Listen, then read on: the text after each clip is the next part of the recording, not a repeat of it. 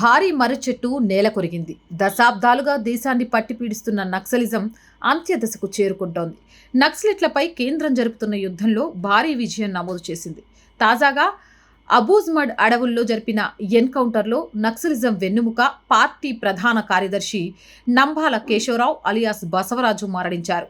Operation కగర్తో ఉక్కిరిబిక్కిరవుతున్న మావోయిస్టులకు ఇది భారీ ఎదురుదెబ్బే అవుతుంది. నక్సలిజంపై పోరాటంలో గడిచిన 4 దశాబ్దాల్లో ఎప్పుడూ లేనట్టుగా కేంద్ర కమిటీ సభ్యుడు మరణించడం ఇదే తొలిసారి. కేంద్ర హోంమంత్రి అమిత్ షా 2026 మార్చ్ అని తేదీని ప్రకటించి మరీ ఆపరేషన్ కగార్ని మొదలు పెట్టడంతోనే కమలం పార్టీ నిబద్ధత ఏమిటో అర్థమవుతుంది. ఇదేదో ఉన్నపలంగా చేసింది కాదని సుదీర్ఘ కసరత్తు అనంతరం రంగంలోకి దిగారని స్పష్టమవుతుంది. ఇందుకు అమిత్ షా, అజిత్ దోవెల్ స్పష్టమైన ప్రణాళికల్ని అనుసరించారు. దాని ఫలితమే గడిచిన 4 దశాబ్దాల్లో ఏ ప్రభుత్వము సాధించని విజయాన్ని నమోదు చేస్తుంది కేంద్ర ప్రభుత్వం. ఇందుకు పలు అంచెల వ్యూహాలను అనుసరించింది. వామపక్ష తీవ్రవాదం కొన్ని దశాబ్దాలుగా భారత్ను పట్టిపీడిస్తుంది. లక్ష్యాలు మంచివే, కానీ ఎంచుకున్న వ్యూహాల్లోనే తప్పిదముంది. విశాలమైన భారతదేశంలో సాయుధ పోరాటం ఎన్నటికీ సాధ్యం కాదు. దీన్ని వామపక్ష తీవ్రవాదులు గుర్తించలేకపోయారు. ఆర్ఎస్ఎస్ వ్యవస్థాపకులు డాక్టర్ హెడ్గేవార్ తొలి నుంచి సాయుధ పోరాటాన్ని వ్యతిరేకించారు. స్వతంత్ర పోరాటంలోనూ శాంతియుత నిరసనలకే ఆస్కారం ఇచ్చారు, కానీ ఎప్పుడూ ఆయుధానికి అవకాశం ఇవ్వలేదు. ఆ తర్వాత సంఘ్ పరివార్ నాయకత్వం వహించిన గురూజీ సైతం దీన్నే అనుసరించారు. ఆర్ఎస్ఎస్ పై పలుమార్లు నిషేధం విధించినా హింసకు తావివ్వలేదు. సువిశాలమైన భారతదేశంలో సాయుధ పోరాటాలతో ఏదీ సాధ్యం కాదని సంఘ్ పరివార్ నాయకులు ఆనాడే గుర్తించారు. సరిగ్గా ఇప్పుడు అదే ప్రస్ఫుటమవుతుంది. సాయుధ పోరాటాన్ని నమ్ముకున్న మావోయిస్టులు ఇప్పుడు జీవన్మరణ సమస్యను ఎదుర్కొంటూ ఉంటే, శాంతియుత పోరాటాన్ని అనుసరించిన సంఘ్ పరివార్ ఇప్పుడు దేశంలోనే అతిపెద్ద స్వచ్ఛంద సంస్థగా ఉండడమే కాకుండా తన సిద్ధాంతాలతో పుట్టిన పార్టీ ఇప్పుడు దేశంలో అతిపెద్ద రాజకీయ శక్తిగా అవతరించింది. సాయుధ పోరాటం పేరిట గిరిజన అభివృద్ధికి అడ్డుపడుతున్న మావోయిస్టులకు తుదముట్టించేందుకు కేంద్రం సిద్ధమైంది. ఇందుకు సుదీర్ఘ ప్రణాళికను అనుసరించింది. బహుశా 2014లో అధికారంలోకి వచ్చినప్పటి నుంచే ఇందుకు తగిన ప్రణాళికను సిద్ధం చేయడానికి నడుం కట్టి ఉండాలి. అందుకు సంబంధించిన బ్రెయిన్ స్ట్రామింగ్ చేసి ఉండాలి. సరిగ్గా 2019లో కమలం పార్టీ మరోసారి విజయం సాధించగానే మావోయిస్టులపై ప్రభుత్వ పరంగా చర్యలు మొదలయ్యాయి. మొదటగా వీరిని కొన్ని ప్రాంతాలకు కట్టడి చేసింది కేంద్ర ప్రభుత్వం. ఇందుకోసం మావోయిస్టు ప్రభావిత ప్రాంతాలను కొన్ని పాకెట్లుగా విభజించింది. గ్రీన్, ఎల్లో, రెడ్ ప్రాంతాలుగా వర్గీకరించింది. ఈ ప్రాంతాలను బట్టి ప్రత్యేక వ్యూహాలను అనుసరించింది. ఇందులో జాతీయ భద్రతా సలహాదారు అజిత్ దోవెల్ కీలక పాత్ర పోషించారు. ఆయన వ్యూహాలతో మావోయిస్టులను కట్టడి చేశారు. ముందుగా వారికి కనీస అవసరాలైన మందులు, ఆహారం వంటివి కట్టడి చేశారు. అటవీ ప్రాంతాల్లో మలేరియా ఎక్కువగా విజృంభిస్తుంది. వీటికి గిరిజన ఆరోగ్య కేంద్రాల్లో మందులు విరివిగా లభించేవి.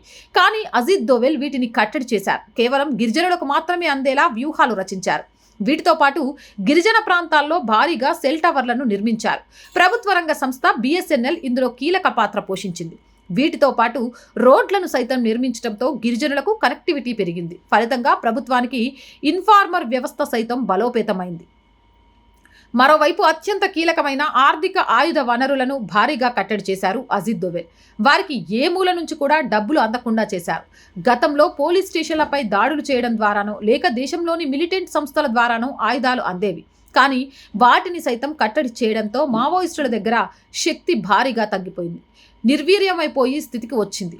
ఇలా ఓవైపు కట్టడి చేస్తూనే మరోవైపు పోలీస్ ఫార్వర్డ్ బేస్లను ఏర్పాటు చేసుకుంటూ వచ్చారు. దీంతో స్వల్పంగా ప్రభావితం ఉన్న ప్రాంతాలన్నీ పోలీసుల హస్తగతమయ్యాయి.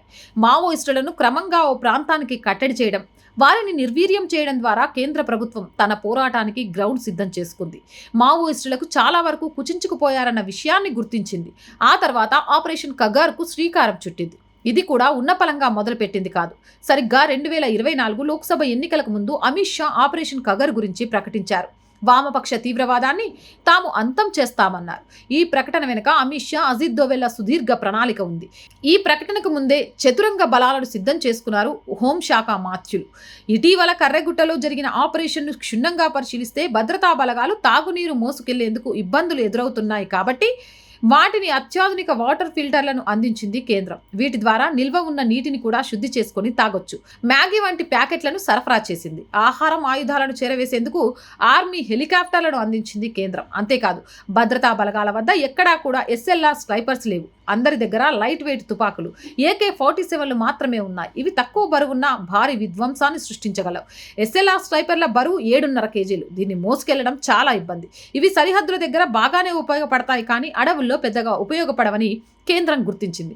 అందుకే వీటిని కాకుండా తక్కువ బరువు ఉన్న తుపాకులనే అందచేసింది. వీటితో పాటు అత్యాధునిక డ్రోన్లు, మల్టీ గ్రానైట్ లాంచర్లు, బాంబులను అందచేసింది. గతంలో ఎన్నడూ ఇంత పెద్ద మొత్తంలో ఆయుధాలను అందచేయలేదు. ఈ ఆయుధాల ఎంపికను పరిశీలిస్తే అటవీ ప్రాంత భౌగోళిక పరిస్థితులను బేరీజు వేసుకొని ఎంపిక చేసినట్లు స్పష్టంగా కనిపిస్తుంది. భద్రతా బలగాలకు ఏమేం కావాలో స్పష్టంగా ఎంపిక చేసిన విషయం అర్థమవుతుంది. ఇక పూర్తి స్థాయిలో సిద్ధమయ్యాక కేంద్రం డెడ్ లైన్ విధించుకొని ఆపరేషన్ కగర్ని మొదలు పెట్టడంతో మావోయిస్టులు ఉక్కిరిబిక్కిరవుతున్నారు. కేంద్ర బలగాల ముందు నిలబడలేకపోతున్నారు. పదే పదే చర్చల పేరిట లేఖలను విడుదల చేస్తున్నారు. అయినా కూడా కేంద్రం వారిని ఉపేక్షించదలుచుకోలేదు. ఎలాగైనా వామపక్ష తీవ్రవాదాన్ని తుదముట్టించాలన్న దృఢ సంకల్పంతో ముందుకు వెళుతుంది. ఈ సంకల్పమే ఇప్పుడు విజయాలను అందిస్తోంది. గడిచిన 4 దశాబ్దాల్లో ఎన్నడూ లేని విజయాన్ని భద్రతా బలగాలు నమోదు చేశాయి. ఏకంగా పార్టీ ప్రధాన కార్యదర్శి హతమవడంతో ఇక మావోయిస్టు పార్టీ పునాదులు కదిలిపోయినట్లయింది. భారీ మర్రి చెట్టు కూలిపోయింది. ఇక మిగిలి ఉన్నది కొద్ది మంది మావోయిస్టులు మాత్రమే. మరో 2 నెలల్లో వీరు కూడా అంతమయ్యే దశకు చేరుకునే అవకాశం ఉంది. ఇదే జరిగితే కేంద్రం నిర్దేశించుకున్న 2026 మార్చి కంటే ముందే నక్సలిజం పూర్తిగా అంతమవుతుంది. ఏదేమైనా ఈ విజయం కేంద్రం భద్రతా బలగాల సంయుక్తం సాధించిన విజయం అని చెప్పకనే చెప్పొచ్చు. అవునంటారా కాదంటారా? మీ అభిప్రాయాన్ని కామెంట్ సెక్షన్లో చేర్చేయండి. చాలా మంది వీడియోస్ చూస్తున్నారండి. ఆర్ వాయిస్ ఛానల్ని సబ్స్క్రైబ్ చేయడం మర్చిపోతున్నారు. Please subscribe our channel. మీరు ఒక్కొక్క సబ్స్క్రిప్షన్ మన ఛానల్ యొక్క కుటుంబాన్ని పెంచుతూ ఉంటుంది. కుటుంబం ఎంత పెద్దగా ఉంటే అంత బలంగా ఉంటాం కాబట్టి. అండ్ మన వీడియోస్ వైరల్గా మారట్లేదు అని చాలామంది కాల్ చేసి చెప్తున్నారు. అది మీ చేతుల్లోనే ఉందండి. మీరు చేసే ఒక్క లైక్, మీరు చేసే ఒక్క షేర్ మన ఛానల్ వైరల్గా మారడానికి కారణమవుతుంది. అలాగే ఆర్థికంగా ఆర్ వాయిస్కి మీ అందరి చేయుత చాలా అవసరం. చెప్పాం కదా, త్వరలోనే ఒక ఆఫీస్తో మీ అందరినీ కలవాలి అనుకుంటున్నాం. ఇంకా మంచి మంచి కార్యక్రమాలని వెంటనే అందించాలి అంటే మాకున్న పరిస్థితుల నేపథ్యంలో చేయలేకపోతున్నాం. బట్ ఆర్థికంగా చేయుత దొరికితే నిజాన్ని నిర్భయంగా చెప్పడంలో వెనుకడుగు వేయకుండా ముందుకెళ్తాం. సో ప్లీజ్ ఆర్థికంగా సపోర్ట్ చేయండి. చేయాలి అనుకునేవారు సబ్స్క్రిప్షన్ పక్కనే జాయిన్ అనే బటన్ ఉంటుంది. 1 to 5 లెవెల్స్ ఉంటాయి. ఏదో ఒక లెవెల్లో సపోర్ట్ చేయొచ్చు. స్క్రీన్ మీద గూగుల్ పే, ఫోన్పేతో పాటు అకౌంట్ డీటెయిల్స్ కూడా ఉంటాయి. దాని ద్వారా అయినా సహాయాన్ని అందించవచ్చు. వ్యాపార ప్రకటనల కోసం 8328500576 నెంబర్ని సంప్రదించండి. చాలామంది వ్యాపారవేత్తలు ఉన్నారు, కానీ సనాతన ధర్మాన్ని, దేశహితాన్ని కోరుకునే వాళ్ళు. కానీ మా లాంటి ఛానల్స్కి చిన్న చిన్న యాడ్స్ ఇవ్వడానికి వెనుక ఆడతారు. ఎందుకో నాకు అర్థం కావట్లేదు. పేపర్ యాడ్స్కి లక్షలు కేటాయిస్తూ ఉంటారు. బట్ మాకు ఇచ్చే యాడ్ యూట్యూబ్ ఉన్నంత కాలం ఆ వీడియోతో ఉంటుందనే విషయాన్ని మీకు మరొకసారి గుర్తు చేస్తున్నాను.